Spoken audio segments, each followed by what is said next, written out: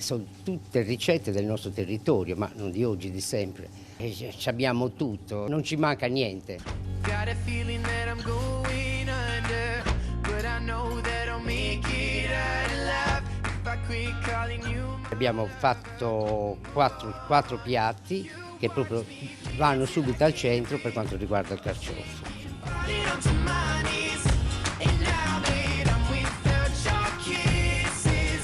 Un tortino di carciofo con un contorno di carciofi trifolati. Poi abbiamo fatto il piatto base che esprime tutta la ricchezza della nostra Barbagia, del Campidano e del mare, quindi bottariga, pecorino e carciofo. Just like a moth drawn to a flame. Abbiamo deciso di sposare il nostro territorio, il territorio sardo, la produzione del carciofo a delle eccellenze. Hanno aderito in tanti. Sì, hanno aderito in tanti chef sardi, sono 12. Now I'm gonna reap what I sow. I'm left seeing. Poi abbiamo fatto il classico risotto che si faceva, che si è sempre fatto a Oristano con i carciofi.